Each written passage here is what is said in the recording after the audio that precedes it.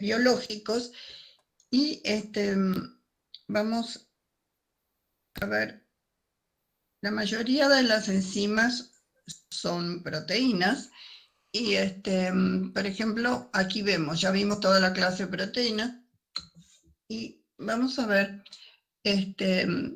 estructura de proteínas y función. O sea, vimos que las proteínas tienen estructura primaria, que es la secuencia de aminoácidos, la estructura secundaria, que es el plegamiento local, la estructura terciaria, que es un plegamiento de más rango, y la estructura cuaternaria, cuando es que tienen estructura cuaternaria, es una organización multimérica. Después vienen los ensambles supramoleculares de las proteínas. Vamos a hacer, ¿qué función tienen las proteínas? Pueden ser de regulación, como vimos, de estructura, de movimiento, de señales, de transporte, como vimos también, y hoy lo que vamos a ver es las proteínas como catalizadores biológicos.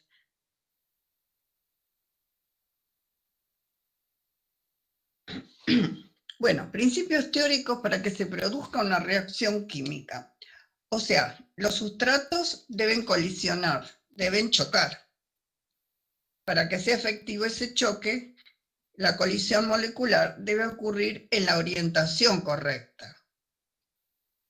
Y los reactantes deben tener suficiente energía.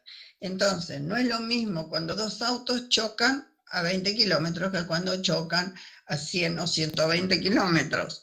Entonces, la cantidad de energía que requieren para que un choque o una reacción sea efectiva es la energía de activación.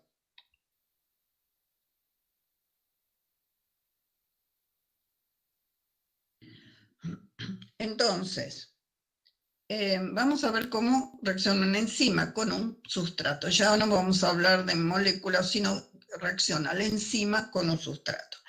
Entonces, fíjense, la enzima van a reaccionar con los sustratos y ven que se unen a sitios específicos, que es llamado el sitio activo de la enzima.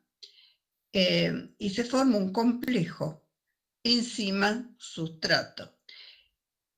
Y luego que se produce la reacción, aquí tenemos enzima más sustrato del complejo enzima-sustrato, que luego vieron que un catalizador no se destruye, se recupera para seguir siendo utilizado, y los productos. Entonces tenemos acá la enzima más los productos.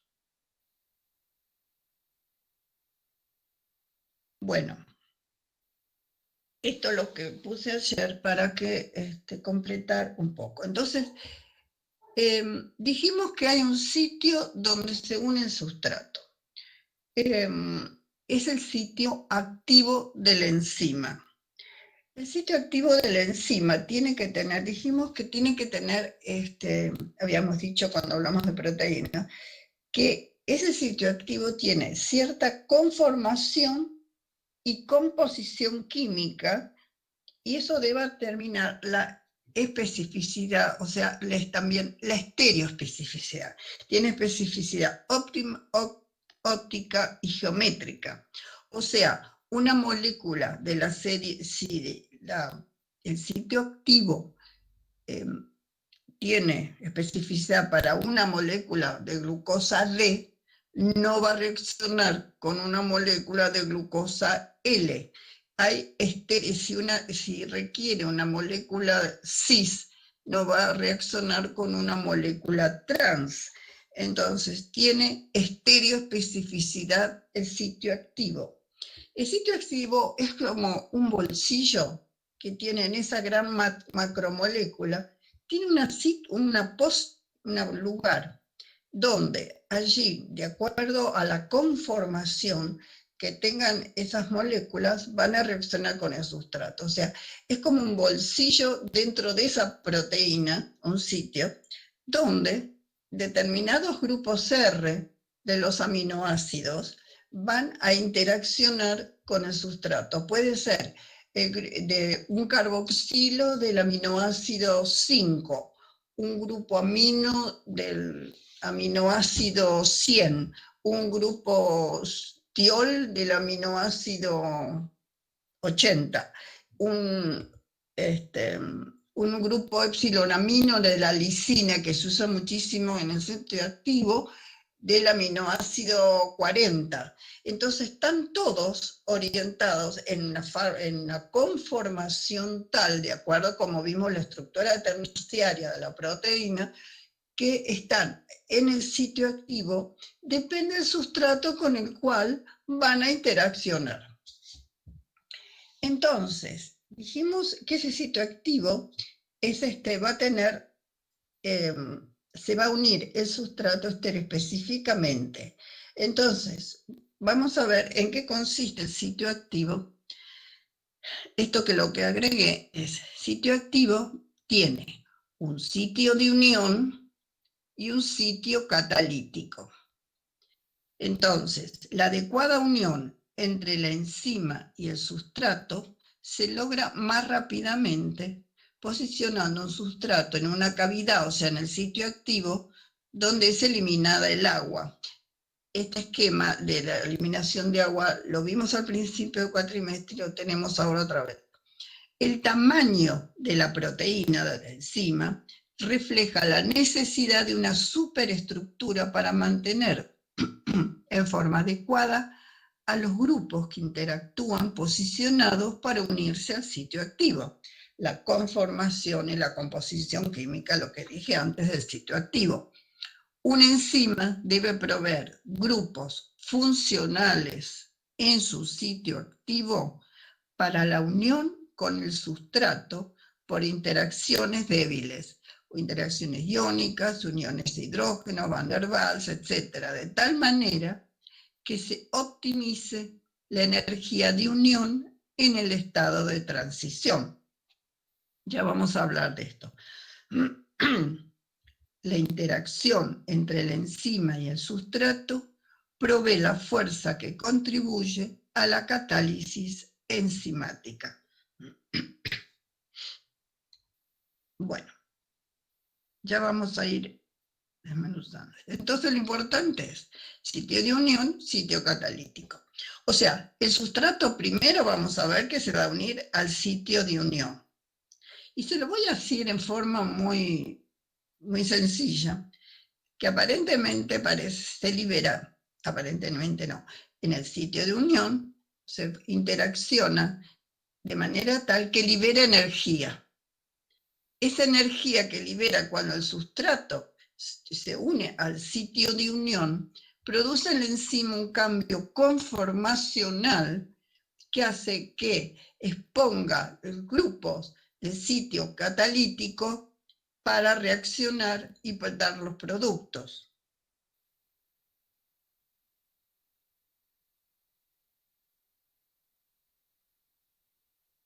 Bueno, unión de sustrato al sitio activo de una enzima. Entonces, este es el sustrato, entonces esta es la enzima, se forma el complejo enzima-sustrato.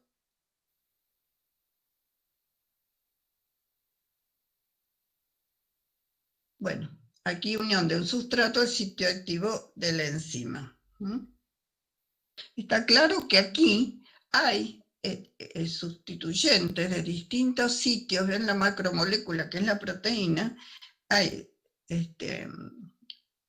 sustituyentes de los grupos R que van a reaccionar con determinados componentes formando uniones débiles con el sustrato. Cuando se une el sustrato se libera suficiente energía para disminuir la energía de activación y llegar antes al estado de transición.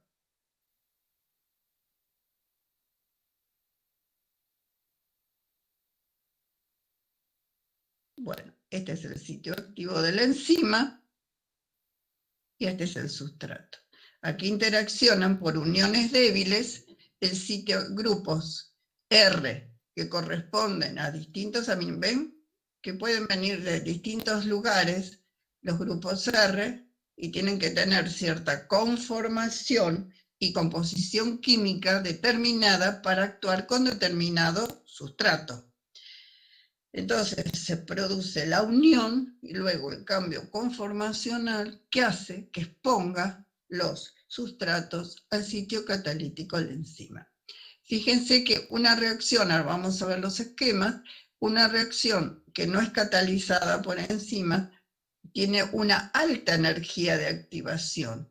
Entonces, ¿qué significa eso? Que sin catalizador, una reacción va a necesitar mayor energía de activación para producir esa reacción. En cambio, ¿qué es lo que hace una enzima?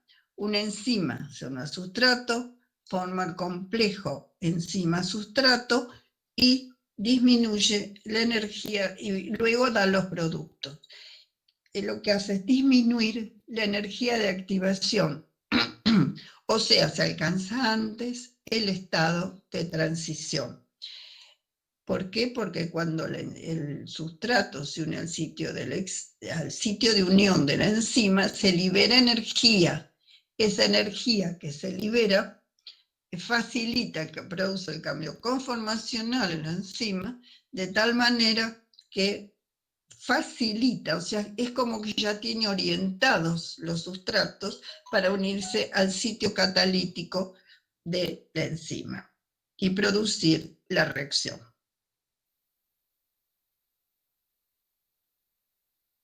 Esto es lo que vimos al principio del cuatrimestre, la unidad 1, cuando hablamos del agua. Entonces, ahora que saben bioenergética, la liberación de agua ordenada favorece la formación del complejo enzima-sustrato. Entonces aquí tenemos el sustrato rodeada de una capa de agua. Y acá tenemos el sitio activo de la enzima. Toda esta es la enzima, el sitio activo de la enzima también está rodeado de agua. ¿Qué pasa cuando el sustrato se une al sitio activo de la enzima? Se va a liberar esta agua que estaba ordenada tanto en el sustrato como en la enzima, hace que se libere agua, se ordene el sistema enzima-sustrato, el agua que estaba en enzima-sustrato, y se desordena el agua en el medio ambiente. Entonces, ¿se acuerdan que aumentaba la energía del universo? Y de paso repasamos bioenergética. Entonces, esta agua, o sea que el sustrato hace que se elimine agua del sitio activo y el sitio activo hace que se elimine agua del sustrato, se desordena el agua en el entorno de nuestro sistema, en este caso es enzima-sustrato, y se forman acá las uniones débiles entre el sustrato y el sitio activo de la enzima.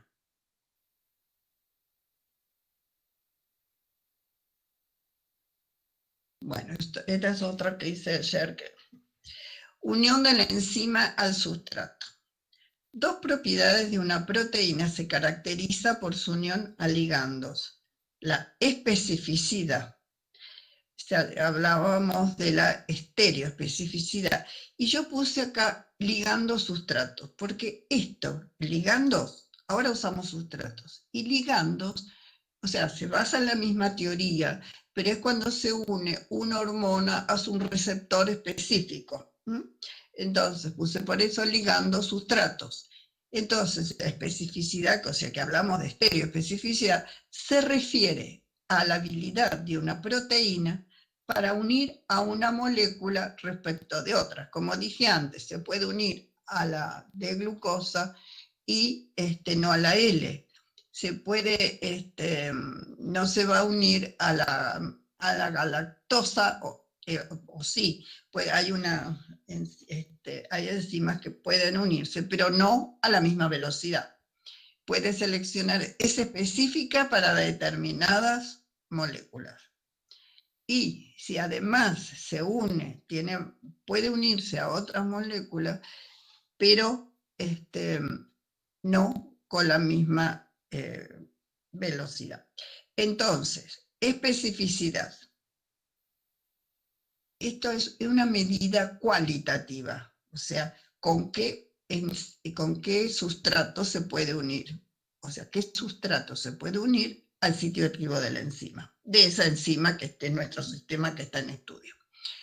Y la afinidad se refiere a la fuerza de unión. Es una medida cuantitativa. Vamos a estudiar, hoy vamos a ver cinética enzimática, vamos a hablar de afinidad. Hay un valor que se llama Km, que es en la ecuación de Michaelis-Menten, dice que Km da idea de la afinidad de una enzima por el sustrato. Entonces, la fuerza de unión, que es cuantitativa, la afinidad, especificidad es cualitativa. Entonces, tenemos enzima más sustrato del complejo enzima-sustrato.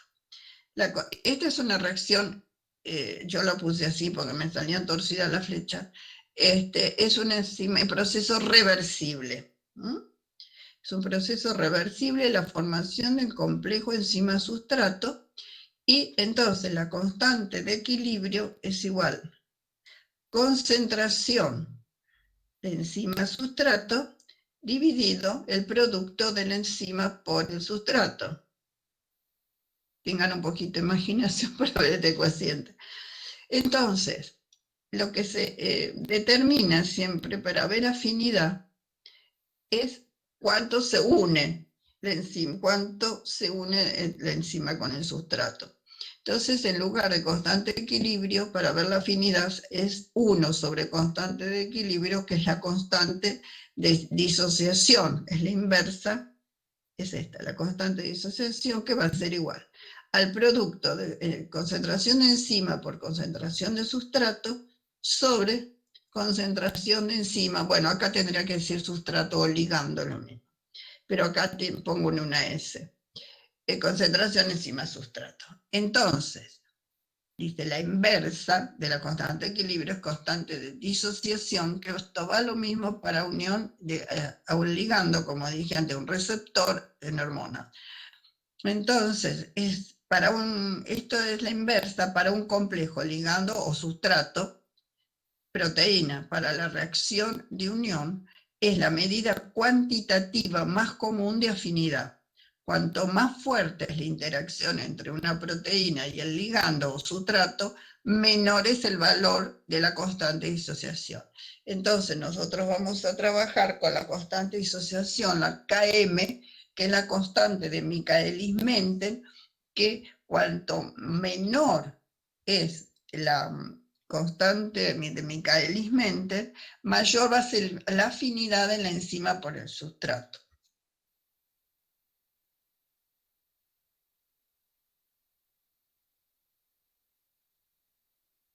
Bueno, diagrama de coordenada de reacción. Entonces, lo vamos a ver en acá, energía libre, en función de coordenadas de reacción.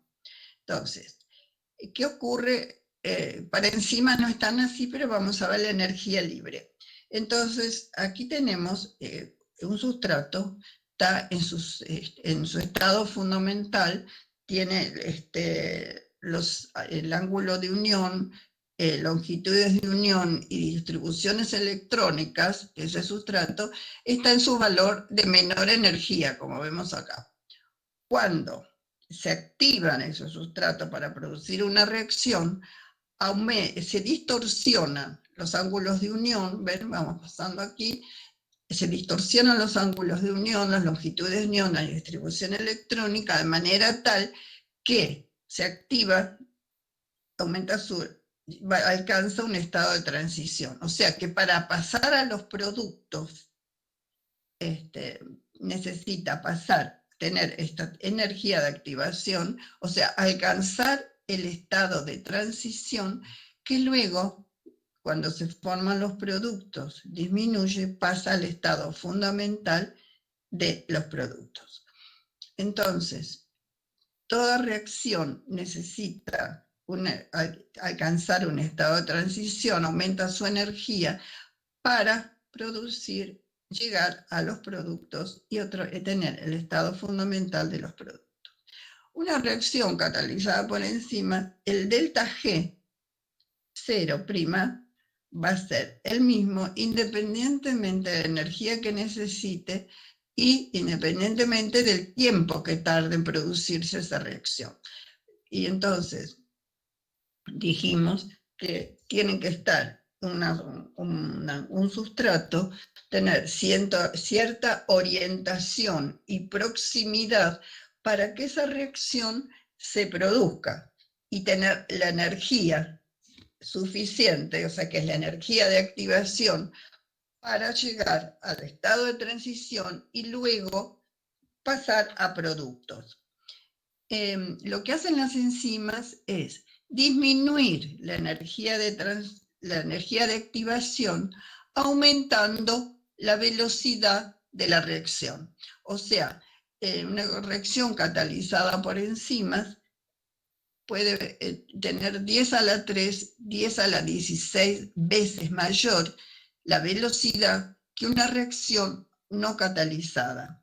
Entonces, aquí tenemos delta G, es una función de estado, pero es independiente del camino recorrido, del tiempo tardado, que tarda, pero lo que sí lo hace más rápido porque va a disminuir, acá no se ve, pero va a disminuir la energía de activación aumentando la velocidad de reacción. O sea, va a llegar más rápido al estado de transición.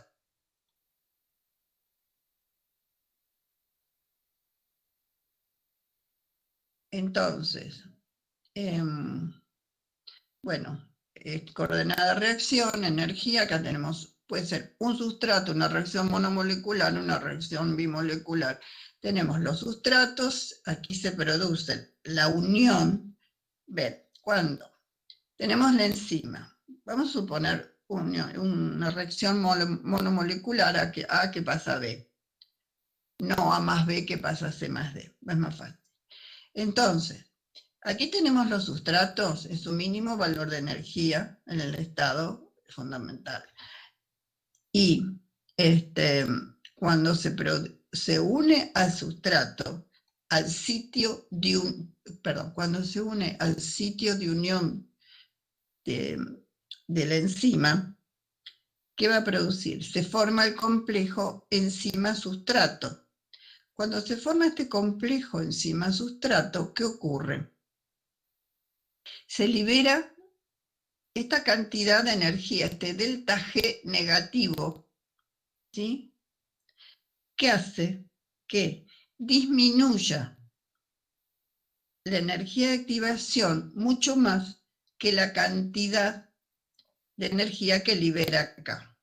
Entonces, como dijimos antes, esta cantidad de energía que se libera, energía negativa, un delta G negativo, al formarse el complejo enzima-sustrato, esta cantidad de energía hace, repito, que que la energía de activación disminuya mucho más que la disminución de energía libre acá. ¿Por qué? Porque se supone que cuando se libera esta energía para formarse y se forma el complejo enzima-sustrato, se produce un cambio conformacional de la enzima donde enfrenta los grupos del sitio catalítico de la enzima para formar los productos, o sea que orienta esos grupos para que se produzca la catálisis de la reacción. Bien, esto es menor que esto es una curva que si formamos los productos sin catalizador, el estado de transición, para llegar al estado de transición, la energía de activación que requiere es mucho mayor que si está catalizada por una enzima. Bueno.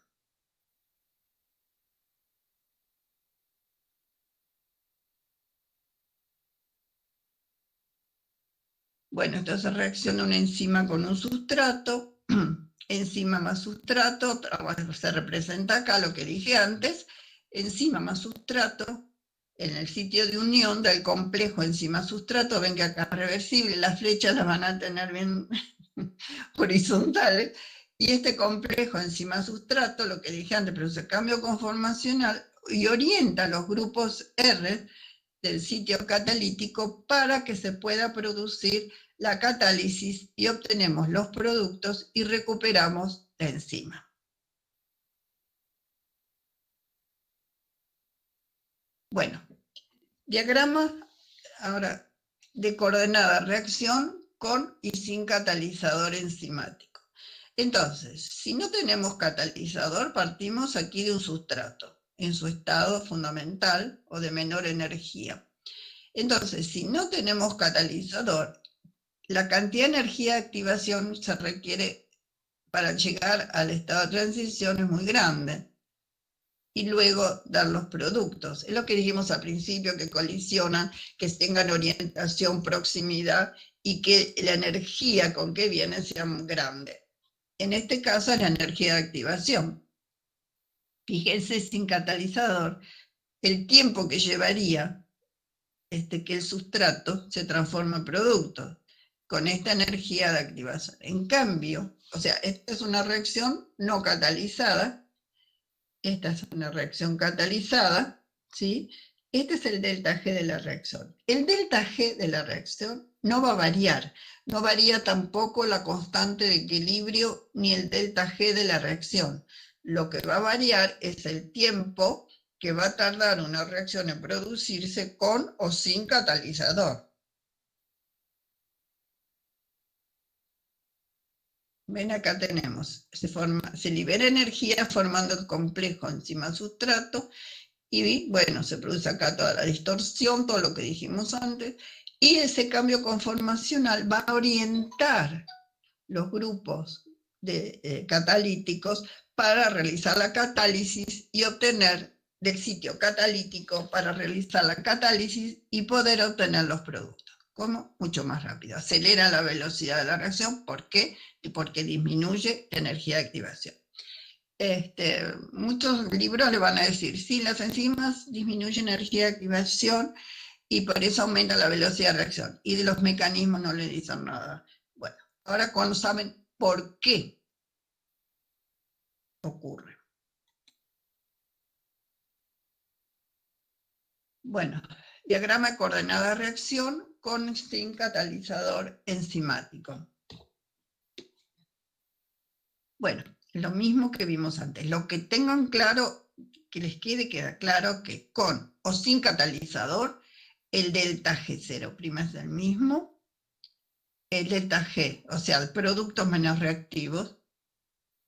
¿Dónde está acá? Bueno, aquí tiene. Bueno, el delta G de productos. Producto acá no está. Menos reactantes. A ver. El delta G de la reacción, que es productos, G de productos menos el G de reactivos, en este caso de sustratos, va a ser exactamente el mismo y la constante de equilibrio también. Lo que va a variar el tiempo que va a tardar y la energía que se requiere para realizar esa reacción. Bueno, acá hay un modelo de una enzima imaginaria diseñada para catalizar la ruptura de una barra de metal, nada que ver con un sustrato. Pero es interesante entender por el sitio activo. Aquí tenemos, no hay enzimas, tenemos una barra de metal y para que llegue alcance el estado de transición, si queremos romper esta barra, se dan cuenta que tenemos que doblarla. Ese es el estado de energía que se requiere para alcanzar el estado de transición, o sea, es la energía de activación. Y acá se rompen son los productos que se rompen. Esto, si nosotros suponemos que no hay, o sea, nosotros estamos hablando de un sitio activo que tiene un sitio de unión y un sitio catalítico. Fíjense, si fuera únicamente esto, vamos a ver por qué, porque Fischer decía que era como la llave a la cerradura, el sustrato se unía al sitio activo, como la llave a la cerradura. Si fuera como una llave a la cerradura, entonces esta barra, si fuera así sitio activo, nunca se podría romper. Ahora, si nosotros tenemos una enzima que es complementaria al estado de transición, ven que teniendo un sitio de unión y teniendo un sitio catalítico, esta barra, aquí es el sitio de unión, se une y luego permite que esta barra se posicione de tal manera que se orienta hacia el sitio que estamos suponiendo, ¿no? Esto es un esquema imaginario, que esta barra se ubica en el sitio catalítico y se rompe. Y aquí tenemos los gráficos de la energía.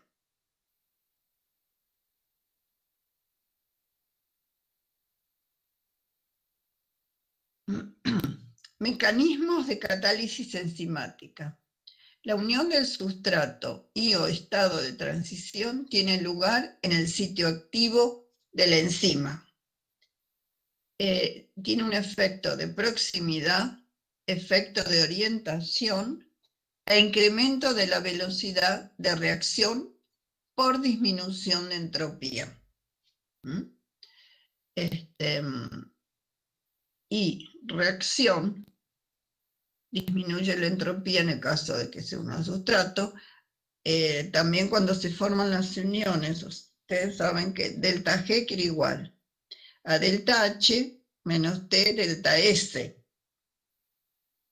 Si se unen, cuando se une el sustrato a los grupos del sitio activo de la enzima, vamos a tener, va a disminuir la entropía, pero también vamos a tener un delta H por la unión negativa, entonces delta G, aunque disminuya la entropía, porque delta G es igual a delta H menos T delta S, aunque la entropía sea menor, pero al unirse el delta H va a ser negativo, por lo tanto el delta G va a ser negativo, y como vimos cuando se une el sustrato al sitio de unión, se forma el complejo enzima-sustrato y se libera energía.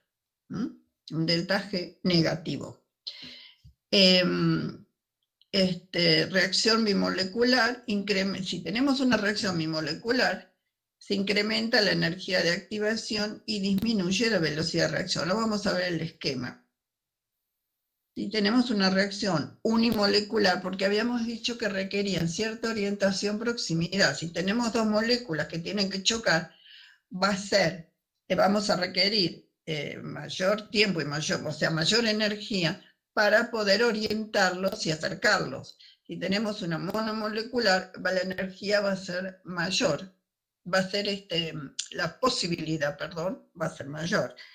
Y una reacción unimolecular incrementa la velocidad por un factor de 10 a la 5, ahora vamos a ver el esquema, por un aumento de la colisión, reacción de los grupos.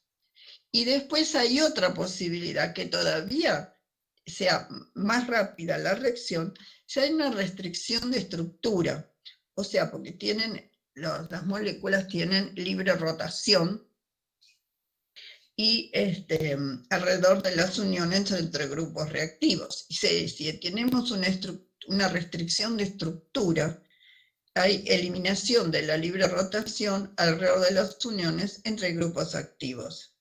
Entonces, la velocidad de reacción va a ser mucho más rápida, porque está como ya orientado las moléculas, hay menos movilidad de las moléculas, mayor facilidad que puedan interaccionar. ¿Qué pasó?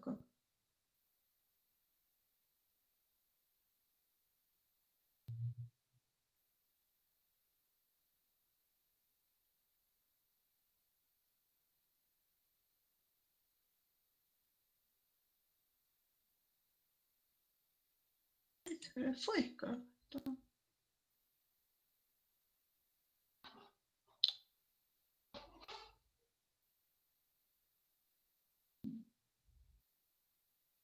Se borró esta diapositiva, no sé por qué. A ver. Bueno. Voy a ver si la tengo después en el otro. Bueno, le quería mostrar eso si eran bimolecular, monomolecular o restricción de... Usted no la ven allí, ¿no es cierto? ¿Qué cosa? La diapositiva, Sí, sí, sí. la diapositiva, la diapositiva 18, ¿la ven? Esta. El incremento de velocidad no la vemos esa. Por disminución de la Me entropía. Se ve aparece. oscura, pero se ve algo. Claro, no sé qué pasó. Si estaba ayer, yo la vi anoche. Veo que dice, bueno, reacción, hay un éster más Ah, ¿la un ven? Yo ácido. no veo nada, Ah, por eso. Se yo ve no sé cómo hacer oscura. para verlo. Yo veo todo negro directamente. Ah, acá, se va aclarando. Después, bueno, A dice ver. que pierde un OR y forma un anhídrido. Sí, claro, acá está la reacción. Esta, a ver si ven algo. Esta Sí, sí. es la que no tiene rotación. Entonces, se ve que es una molécula grande que le falta libre rotación. Entonces, la velocidad, fíjense que acá veo 10 A la 8. a la 8. No tengo otro, sino después me fijo en... Claro, 10 a la 8, acá se va aclarando. 10 a la 5 cuando tenemos una monomolecular, ¿sí? Y que no tiene que chocar con otra diferente, que tiene mucha movilidad. Y aquí es uno, que es una reacción bimolecular entre dos moléculas. Es más difícil la orientación proximidad que si tenemos una o que si tenemos una con restricción. Esta tiene uno de velocidad, esta 10 a la 5 y esta 10 a la 13. Bueno, ¿estamos? ¿Se entendió por qué? Tiene menos libre rotación. Bueno, modo de acción de las enzimas. Aquí tenemos centro activo o sitio activo. Región de, disculpen, esto es algo que yo copié y no está redactado o traducido como corresponde, pero el sitio activo es región de la enzima que se une al sustrato y donde se realiza la catálisis. Es un bolsillo o hendidura tridimensional compuesto por residuos de aminoácidos de diferentes partes de la molécula que producen un microambiente específico. Es relativamente pequeño en comparación con el volumen total de la enzima. Siempre lo ponen de la enzima. Los sustratos se unen mediante múltiples interacciones débiles. Las interacciones proveen de la energía necesaria para reducir la energía de activación. Proporciona la especificidad a la enzima. Bueno, las enzimas, ¿cómo funcionan? ¿Solos o en algunos casos necesitan cofactores?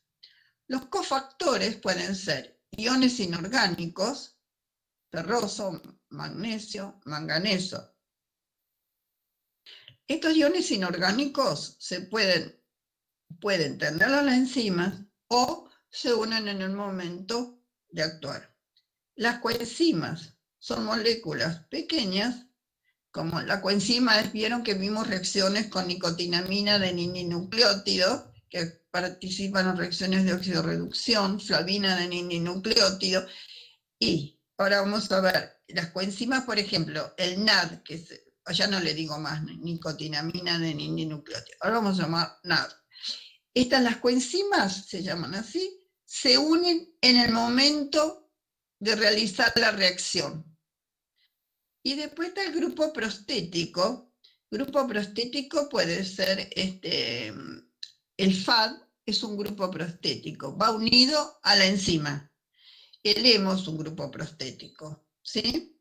Bueno, se requieren unidos a la enzima para que sea la enzima completa para actuar, para producir la catálisis. Entonces, cofactores pueden ser iones inorgánicos o enzimas que se unen al momento de actuar o grupo prostético que va unido a la enzima.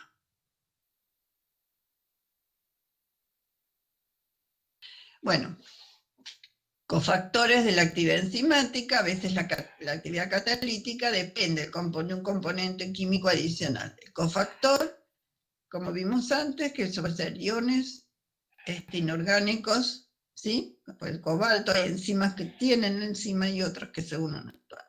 Coenzima, moléculas orgánicas pequeñas, ¿sí?, que se unen en el momento de que se produce la reacción. Y después aquí hay grupo prostético. Aquí cofactor lo llaman, pero nosotros vamos a usar, en lugar de palabra cofactor, que es general, vamos a usar grupo prostético, que va unido a la enzima. Entonces, tenemos la apoenzima, que es la parte proteica de la enzima, pero sin el cofactor. Y como la enzima completa es apoenzima, unido, que ya está unido a la enzima, el cofactor, y recién la holoenzima es la que tiene actividad, porque está unido a su, aquí agregue, pongan grupo prostético.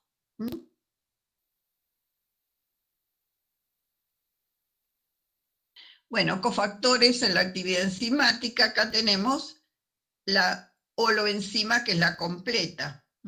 Aquí tenemos el sitio activo y tenemos el cofactor o grupo prostético, y acá tenemos, este es el grupo prostético, y esta es la apoenzima, que es la parte proteica. Esta tiene una estructura cuaternaria. Y este es el grupo prostético que está unido, ¿ven? No sé si llegan a ver, a la enzima. Es un grupo prostético. Esto es un hemo. Entonces, holoenzima es todo completo. Apoenzima es la parte proteica y este es el grupo prostético.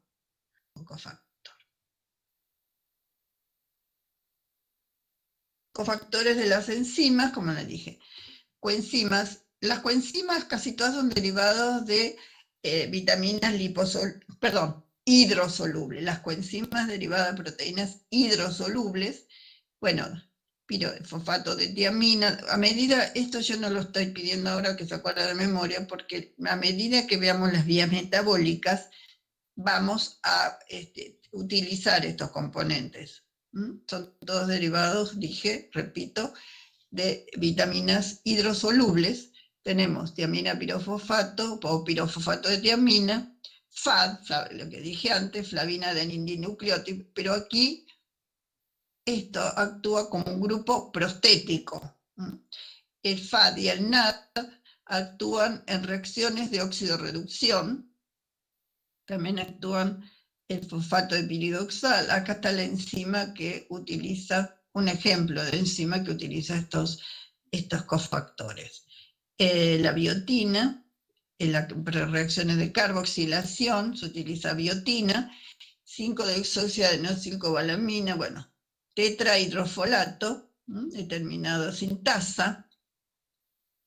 Después los metales pueden ser cualquiera de estos, y se utiliza en este tipo de reacciones, que la vamos a ir viendo de a poco.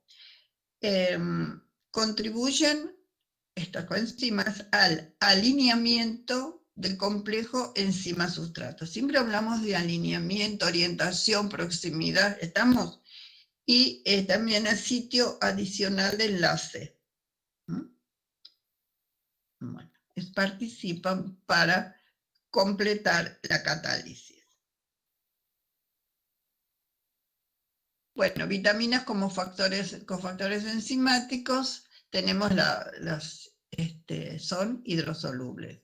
Bueno, el ácido ascórbico, vitamina B1, aquí están la coenzima de algunas peptidasas, interviene en la síntesis de colágeno, vitamina B1, coenzima de las descarboxilasas y la enzima que transfieren grupos aldehídos, la riboflavina, FAD y flavin mononucleótido, constituye el ácido pantoténico. Se acuerda que la coenzima, una de las porciones de la molécula, tenía ácido pantoténico, constituyentes coenzimas NAD y NADP, la vitamina B5, que es la niacina, y después la B6, piridoxina, interviene en las reacciones de las transferencias de grupos aminos, y la B12, la cobalamina, coenzima de transferencia de grupos metilo.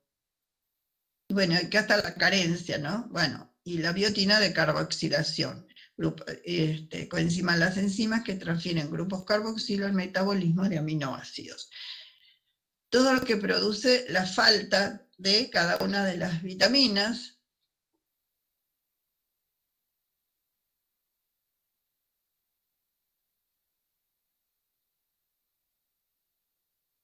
Bueno, ¿hay alguna duda hasta aquí? Creo que ¿Me no. escuchan? No, está. Bueno, sigo entonces. No, quiero saber si me escuchan también. Yo cuando amplío la pantalla no veo si funciona el micrófono. Sí, la Bueno. escuchamos, profesora. Bueno, entonces, unión de un sustrato al sitio activo de una enzima. Aquí vamos a ver los modelos.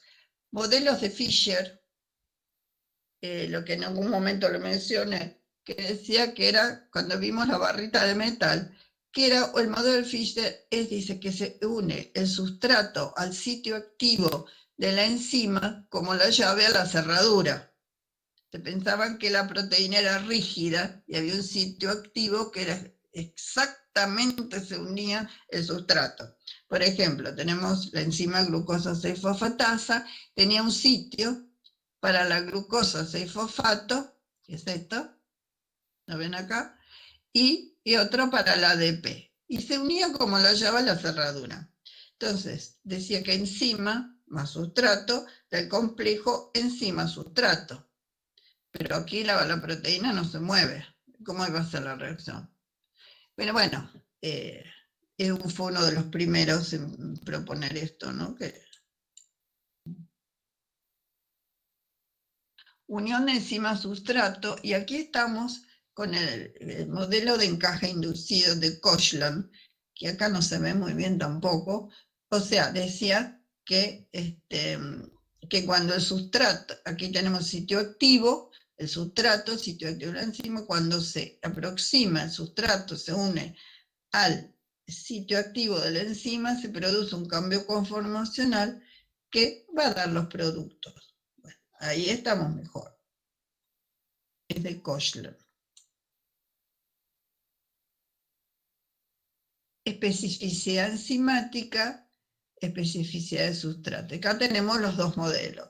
El modelo de Fischer, bueno, piensen en la época, ¿no? 1894. Tenemos la enzima, el sitio activo, más el sustrato, ven que se unían según Fischer como la llave de la cerradura y obtenían los productos. Ese fue su modelo.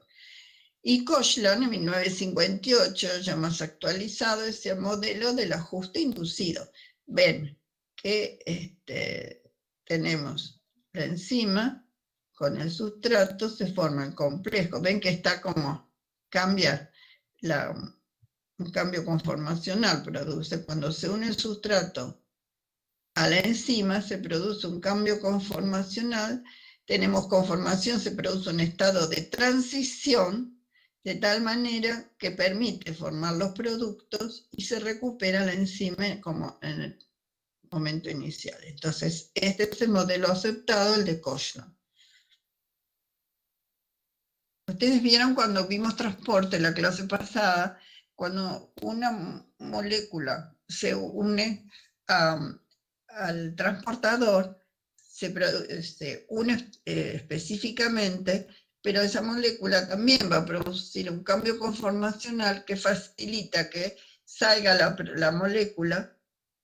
Eso es un transporte, no es una reacción, pero también se produce en la proteína integral de membrana un cambio conformacional que hace que facilita la salida de ese metabolito o ese sustrato o ese yo, lo que fuere, del otro lado. ¿Por qué? Porque al producir el cambio conformacional en el transporte, tiene menos afinidad y permite la salida del otro lado de la membrana.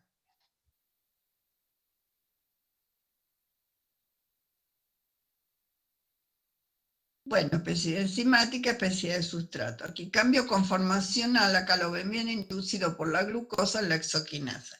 Esta es la primera enzima que actúa cuando ingresa la glucosa a la célula, ya es metabolismo. Cuando ingresa a la célula es metabolismo. Lo que pasa en el tracto digestivo es digestión, es hidrólisis. Aquí es metabolismo, entonces la glucosa va a ingresar a la célula y se va a fosforilar. Entonces, ingresa, este es el sitio activo de la exoquinasa. Cuando hablamos de quinasa hablamos que utiliza ATP. Bueno, entonces ven que produce el cambio conformacional. Aquí se cierra y tenemos la glucosa aquí para fosforilarse.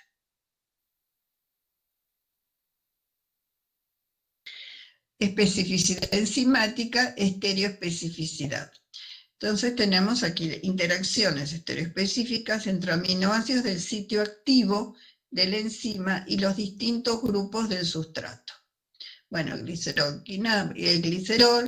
cuando hablamos de glicerol quinasa es porque fosforilamos utilizando ATP, entonces va a dar glicerol trifosfato.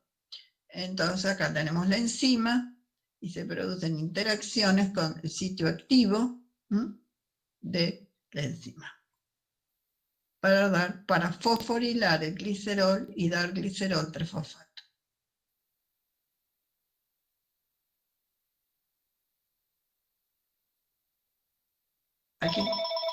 Acá tenemos ejemplos del sitio activo. Tenemos aquí. Tenemos, ¿ven? Esta es la proteína, la secuencia de polipeptídica, ¿la llegan a ver?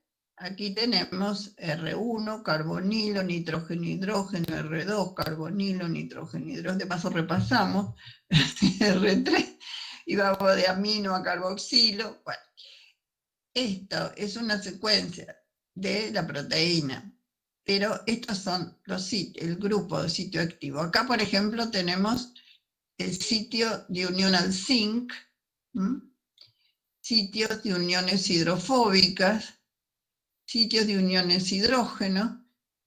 Entonces va a entrar el sustrato y va a interaccionar con uniones débiles, interacciones débiles en el sitio activo con provenientes de grupos R de distintos aminoácidos a lo largo de la proteína. Lo van a ver mejor en otros ejemplos.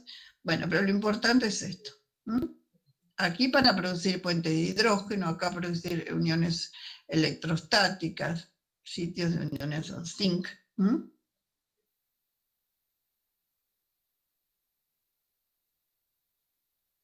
Sitio activo donde participa una coenzima. Por ejemplo, acá tenemos, este es el sitio activo, está la proteína, está la enzima libre, entonces tenemos aquí dos sustratos, este es el sustrato y esta es la coenzima, esta X es la coenzima. ¿Ven? Tiene un sitio para el sustrato y otro sitio para la coenzima. Entonces se forma el complejo enzima-sustrato y este es el complejo, el producto de la enzima. Esta coenzima ya está usada, ¿ven? Este X se unió aquí y tenemos el producto. Y luego se regenera la enzima y se liberan los productos.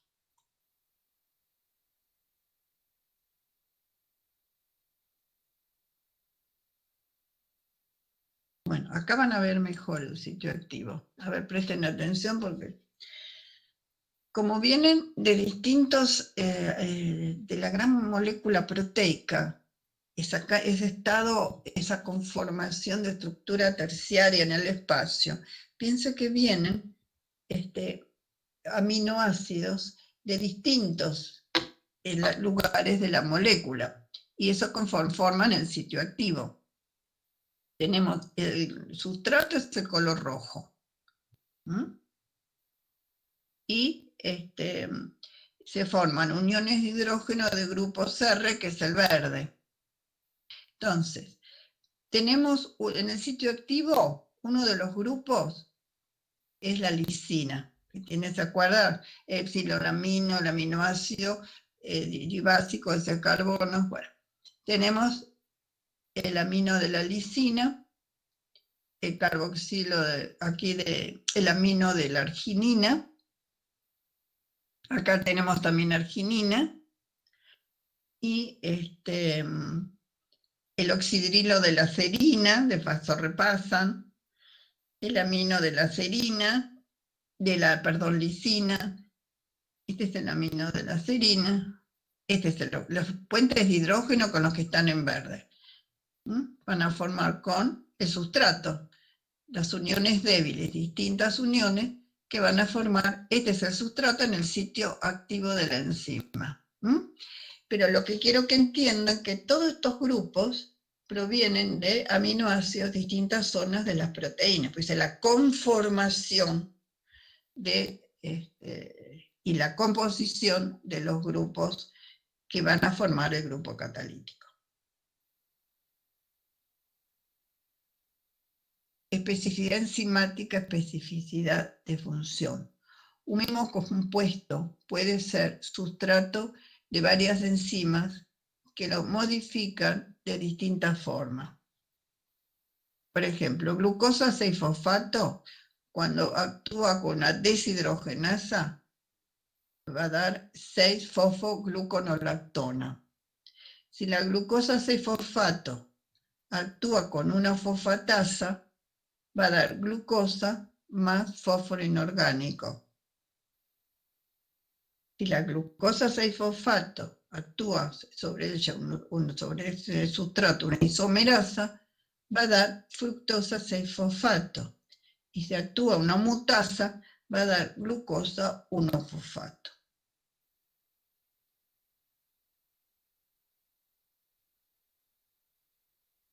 Tipos de catálisis. Las catálisis pueden ser ácido-básica, catálisis covalente, que son los menos, catálisis por iones metálicos. Bueno, tipo de catálisis, ácido básico, reacciones por transformación de intermediarios cargados inestables por captación o cesión de protones. A pH fisiológico, concentración de protones y oxidrilos bajas, baja velocidad, y enzimas donantes o aceptores de protones aumentan la velocidad. Bueno, acá están los aminoácidos, los grupos aminoácidos que están generalmente para actuar en catálisis ácido-básica. Ustedes ya conocen muy bien los aminoácidos glutámico y aspartico, eran dicarboxílicos, uno de 5 carbonos y otro de 4 dicarboxílicos. Lisina, arginina son los básicos. Cisteína, los que tienen grupo tiol. Histidina, imidazol. La serina es de oxidrilo, y la tirosina es un fenilo con es una alanina con tirosina. Bueno, forma aceptor de protones, ¿cómo serían? En esta forma, ¿sí? Así, así y así. ¿Se acuerdan? El grupo oxidrilo de la tirosina se podía disociar. Este es como aceptor de protones.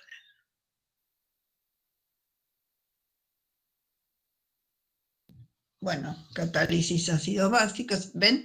Tenemos, esto lo puse como ejemplo, histidina 95, es el aminoácido 95 que es la histidina, forma el sitio activo.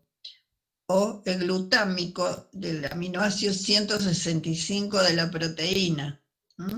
Y acá están las reacciones, catálisis ácido básico. Esto yo quería que ustedes entiendan cómo en ese bolsillo, ese poquito catalítico, están grupos R de aminoácidos de distintos lugares de la proteína.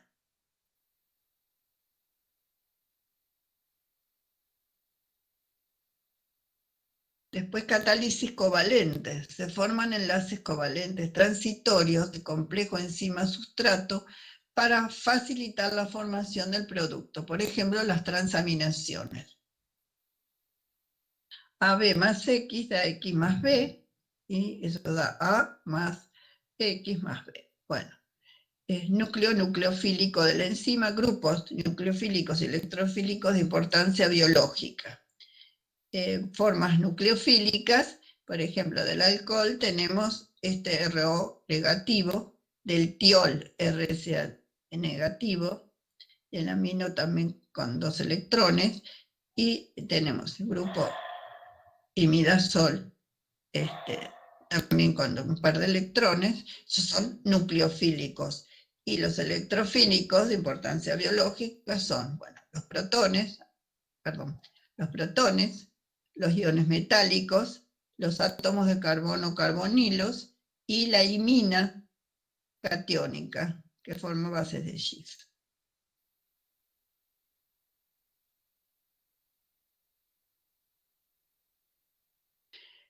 Bueno, tipo de catálisis por iones metálicos. Los metales unidos a la enzima, lo que comenté antes, acá me faltó un espacio, o tomados de la solución junto con el sustrato, pueden participar en la catálisis. Interacciones iónicas entre una enzima unida al metal y un sustrato pueden ayudar a orientar al sustrato para la reacción o estabilizar estados de transición de la reacción. Los metales pueden también mediar reacciones de oxidorreducción por cambios reversibles en el estado de oxidación de los iones metálicos.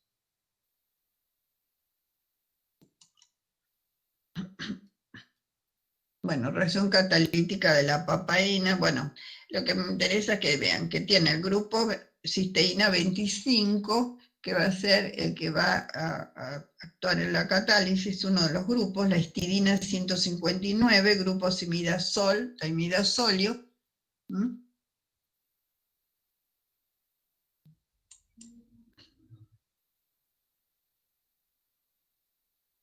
Bueno, acá está la acción de la carboxipeptidasa, una enzima de la digestión.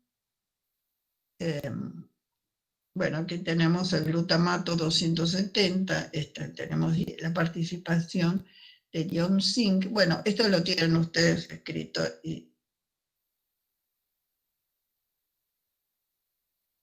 Bueno, nomenclatura de enzimas es código numérico encabezado por las letras C, enzima, bueno, comisión de enzimas, 4 números separados por punto. Nosotros vamos a ver la clasificación, la principal, pero bueno, se los tengo que dar. El primero indica cuál de las 6 clases pertenece a la enzima, el segundo las distintas subclases dentro de cada grupo, y el tercero y cuarto se refieren a los grupos químicos específicos que intervienen en la reacción. Nombre sistémico, sustrato preferente, más reacción. Todas las enzimas terminan en asa. Entonces, por ejemplo, el alcohol deshidrogenasa, tenemos el etanol, por el medio del alcohol deshidrogenasa, da un acetaldehído. Acá está la clasificación internacional de enzimas. Vamos a ver, tenemos 6 clases de enzimas. Primero, oxidorreductasas. Transferencia de electrones, iones hidruros o átomos de hidrógeno. Las transferasas, reacciones de transferencia de grupos, por ejemplo la ATP son transferasas. Hidrolasas, que reaccionan en hidrólisis, transfieren grupos funcionales al agua. Esta es la que van a costar más, las liasas. Vamos, después yo las voy a especificar cuando veamos las vías metabólicas, cuál es una liasa, cuál es una transferasa. Las liasas son las que producen adición de grupos a dobles uniones o formación de dobles uniones por remoción de grupos, sin intervenir ATP ni nada. Las isomerasas, transferencia de grupos dentro de moléculas para producir formas isoméricas. Por ejemplo, queremos pasar de glucosa a fructosa, de fructosa a glucosa. Utilizamos una isomerasa. Las ligasas. Acá difieren las ligasas de las liasas. La liasa es adición de grupos a dobles uniones o formación de dobles uniones. Y las ligasas son, en general, decimos sintetasas, que actúan en síntesis con gastos de ATP. Formación de uniones covalentes, por ejemplo, carbono-carbono, carbono-azufre, carbono-oxígeno y uniones, ¿no?, de carbono-nitrógeno, por condensación de reacciones acopladas al clivaje de ATP o un cofactor similar. Entonces, es síntesis de uniones covalentes, en este caso, utilizando compuestos de alta energía, por ejemplo, de ATP.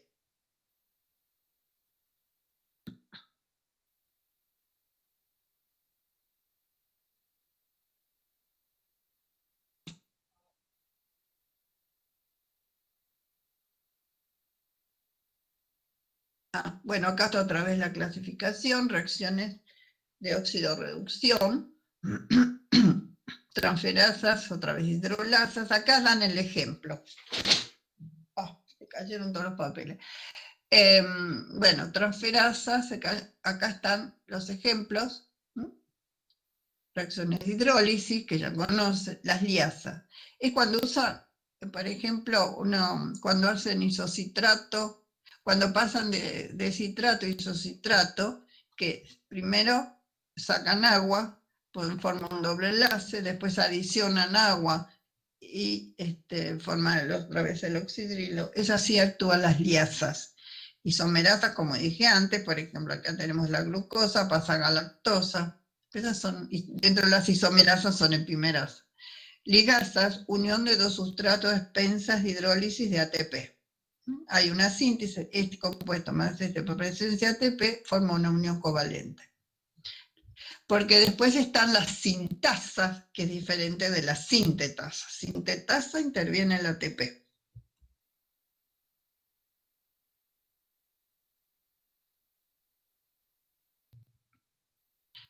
Bueno, acá está el ejemplo de cada una, oxidorreductasas. ¿Cuáles son las oxidorreductasas? ¿Cuáles son las transferasas? Hidrolasas. Pero acá no tiene sentido. Yo se las voy a ir mencionando a medida que vayamos viendo las vías metabólicas.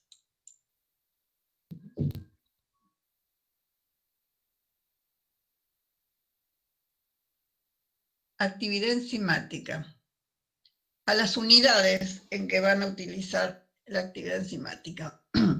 La unidad internacional es la cantidad de enzima que cataliza la transformación de un micromol de sustrato por minuto bajo condiciones definidas de medida. ¿Qué son condiciones definidas de medida? Tenemos que definir cuál es la temperatura, cuál es el pH, bueno, la presión es constante, así que sobre todo temperatura y bueno, y la concentración. Actividad específica es número de unidades de enzima por miligramos de proteína. Es una medida de pureza.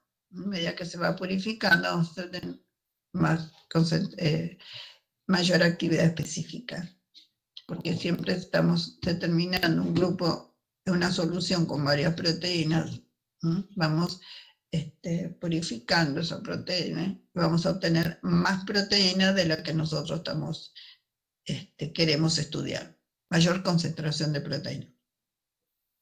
Número de recambio, número de moléculas de sustrato transformados por minuto por molécula de enzima en condiciones experimentales de velocidad máxima. ¿Se acuerdan el otro día? Hoy vamos a ver la velocidad máxima.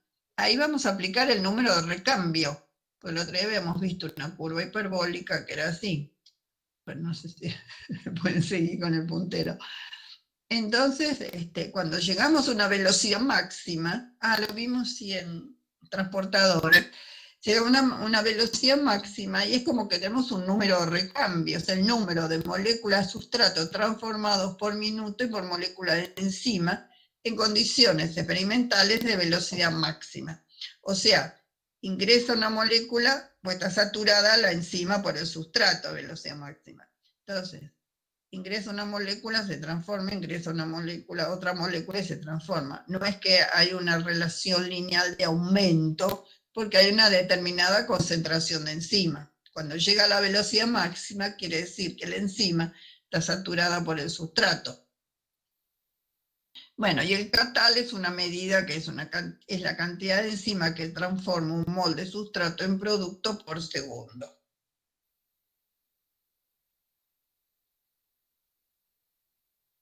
Bueno, vamos a ver el efecto de la temperatura sobre actividad enzimática. Ustedes vieron en proteínas, que hay proteínas que tienen que estar en estado nativo para que tenga actividad. Y las enzimas con más razón para que actúen como catalizadores biológicos. Entonces, ustedes están en el laboratorio, antes de trabajar con una enzima tienen que determinar cuál es la temperatura máxima, cuál es el pH donde tiene mayor actividad, etc. Eso in vitro, en el laboratorio. En la célula se supone que, bueno, estamos a 36, 37 grados y ¿cómo es? Y tiene el pH del medio y bueno, no siempre estarán funcionando a velocidad máxima.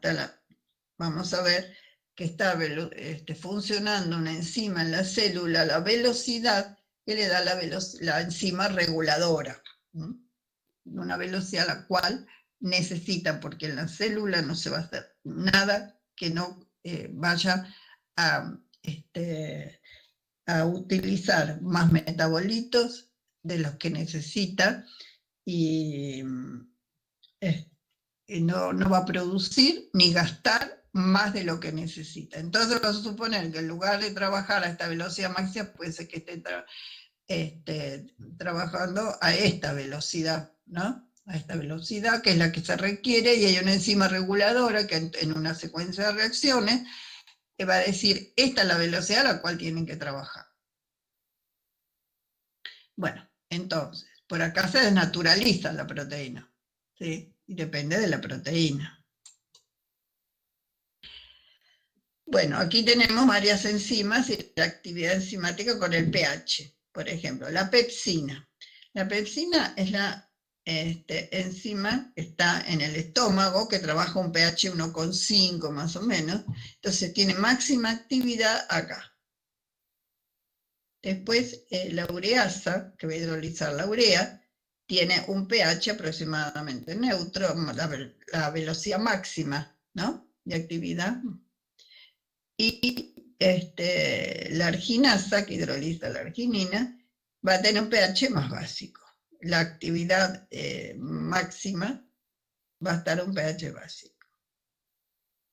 Siempre por las zonas que no tienen baja velocidad, es porque en ese medio no puede actuar.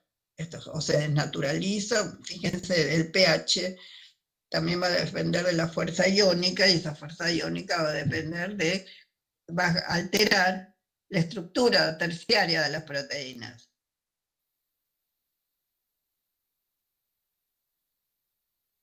Bueno, grupos de interacciones entre sustrato y sitio activo, creo que ya tenían en los nucleófilos, electrófilos. Bueno, esto lo leen ustedes, y había un ejemplo así. Bueno, acá. Reacción de una enzima con diferentes concentraciones de sustrato. Ahora vamos a ir llegando despacito a la cinética enzimática. Aquí tenemos enzima más sustrato. Aquí están las flechitas derechas, por suerte, da K1, K-1. Y forma el complejo enzima-sustrato. Esta es la unión al sitio catalítico, la unión del sustrato. Y el sitio de unión. Y ahora, lo que quiero que vean esto, por favor, porque va a ser muy útil para la cinética. Aquí tenemos K1 y K-1, ¿no? Y aquí tenemos, una vez, esta situación irreversible de equilibrio prácticamente, la formación del complejo enzima-sustrato, era que se liberaba energía, ¿de acuerdo? Entonces aquí es donde se producía el cambio conformacional, etc. Y aquí tenemos la constante de velocidad, es esta, K2, entonces va a dar enzima más producto. Esta es la etapa catalítica. Entonces, esta reacción de formación del complejo enzima-sustrato es muy rápida. Y luego, para pasar a productos, tenemos esta constante velocidad que es más lenta, esta etapa de reacción, y es la que regula, la etapa más lenta, regula la velocidad de la reacción, ¿m? Para la formación de productos. ¿Qué pasa acá? ¿Por qué no ponemos K-2? Esa la vamos a anular. ¿Por qué? Porque vamos a trabajar con velocidades iniciales para evitar que en toda reacción, en todos los mecanismos de cinética que hagamos, las reacciones, que el producto no vaya a volver y forme el complejo enzima-sustrato. Entonces cancelamos el K-2 y utilizamos para eso velocidades iniciales. Bueno, entonces acá, si nosotros, aquí, velocidades iniciales de reacciones catalizadas por enzimas. Esto antes se hacía en el laboratorio, o sea, utilizando, por ejemplo, esto, aquí vemos, tenemos una reacción, lo que vemos aquí es, lo podemos ver, desaparición de producto, desaparición de sustrato o aparición de producto. Entonces, acá tenemos el tiempo que tarda la reacción y aquí vemos que a distintas concentraciones de sustrato. Vamos a construir otra curva. Aquí tenemos formación, desaparición o formación de producto en función del tiempo, y lo que vamos a trabajar es con distintas concentraciones de sustrato, distintas concentraciones de sustrato. Entonces, nosotros vemos, si vemos aparición de producto, vemos que acá es velocidad inicial, aquí tenemos concentración o aparición de producto, o puede ser desaparición de sustrato. Si vemos aparición de producto, ¿qué pasa? Va aumentando, aquí esta partecita es lineal, que es la velocidad inicial.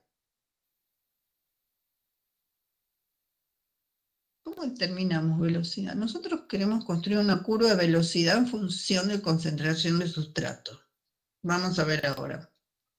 A ver si está acá. Nosotros queremos construir este gráfico, que es la hipérbola, la ecuación para llegar a la ecuación de Michaelis-Menten, se grafica así. Entonces, para determinar la velocidad, ¿qué es la velocidad? Si vamos en un auto, es distancia, espacio sobre tiempo, velocidad. Y acá, ¿cómo consideramos la velocidad? Variación de la concentración en función del tiempo, ¿sí? Entonces, si vamos a trabajar, y entonces acá graficamos velocidad, que es lo que obtenemos de aquello, para cada concentración de sustrato, y vamos a construir esta curva. Entonces, y vamos a determinar velocidades iniciales, ¿ves? Velocidades iniciales, ¿por qué? Vamos para atrás. Entonces, acá tengo concentración o aparición de productos, una concentración en función del tiempo, y tenemos una curva para cada concentración de sustrato. Entonces, yo trazo la tangente acá al origen, la pendiente, y determino con esta pendiente las velocidades iniciales para cada concentración de sustrato. Tengo concentración sobre el tiempo, tengo la velocidad inicial. Para esta concentración de sustrato. Lo mismo para esta concentración de sustrato.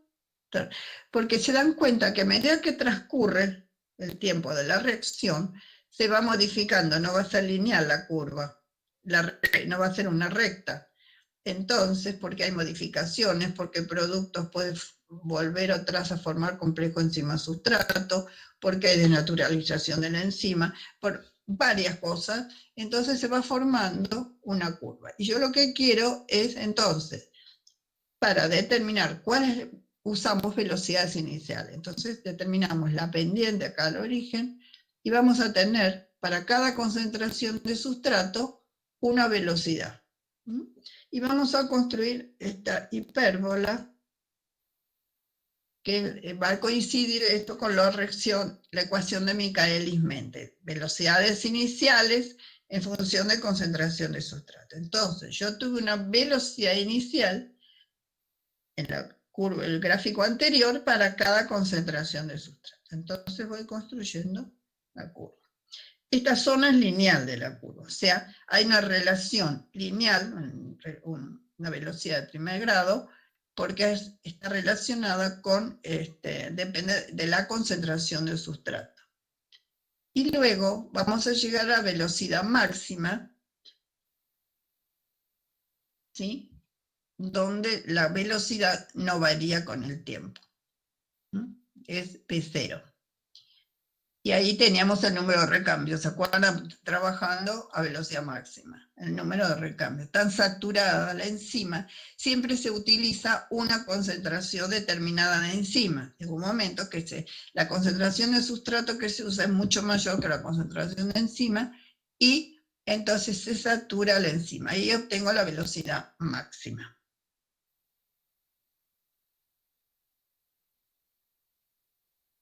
Bueno, acá le decía que la fleta, no lo puede enderezar. Bueno, ustedes no sé si ley de acción de masas de Goulper y Walsh. La velocidad, dice, de una reacción química es proporcional al producto de las masas activas de las sustancias reaccionantes. Entonces, yo tengo una reacción monomolecular, A, ¿qué pasa a B? Va a tener esta es constante de velocidad, K sub 1, y la de B a K menos 1. O sea, tengo la velocidad, si voy a ver la velocidad de desaparición de A, o sea, disculpen esto, la variación de A respecto del tiempo, ¿a qué va a ser igual? Una reacción monomolecular, A, si es el producto de las masas activas de las sustancias reaccionantes, la velocidad de desaparición de A va a ser proporcional a las masas reaccionantes, a K1 por concentración de A. ¿Entienden esto? Porque si no, no van a entender la deducción de la ecuación de Michaelis-Menten. Entonces, la velocidad de desaparición de A va a ser K1, porque va a pasar de A a B, por las sustancias reaccionantes, que es A. Y la velocidad de formación de A, ¿y cómo se forma? A partir de B, sustancias reaccionantes, es entonces K-1 por la concentración de B. Entonces, ahora presten atención que habíamos hablado de estado estacionario cuando vimos bioenergética, que la velocidad de formación es igual a velocidad de desaparición en estado estacionario. O sea, que en estado estacionario, K sub 1 por A va a ser igual a K menos 1 por B. O sea, en este caso, la constante de equilibrio va a ser, en este caso, en el equilibrio, va a ser B sobre A. K1 sobre K menos 1. Y la concentración de B sobre A. Pero, cuando hablamos de estado estacionario, quiere decir, vamos a hablar de que complejo enzima-sustrato. Cuando la velocidad de formación, cuando veamos, yo quería que lo vieran acá para aplicarlo, estado estacionario, esto es igual a esto. Velocidad de formación es igual a velocidad de desaparición. Entonces quiere decir que la variación del complejo enzima-sustrato respecto del tiempo, la variación va a ser 0 en el caso estacionario, o sea que la concentración de enzima-sustrato va a ser constante. Pero lo importante es que vamos a utilizar para determinar estado estacionario la ley de acción de masas, que velocidad de desaparición es de una reacción química, la velocidad de una reacción química es proporcional esto al producto de las masas activas de las sustancias reaccionantes, o sea que la relacionan con la constante de velocidad, que eso es lo que quiero determinar después, en base a eso, la constante de Michaelis-Menten.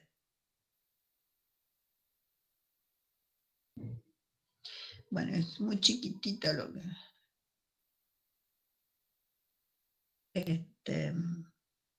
Entonces llegan a ver esto, yo se lo voy a leer. ¿Quieren hacer un descanso y seguimos después con cinética? Bueno, Sí, me parece que aceptamos la propuesta. Bueno. Profe,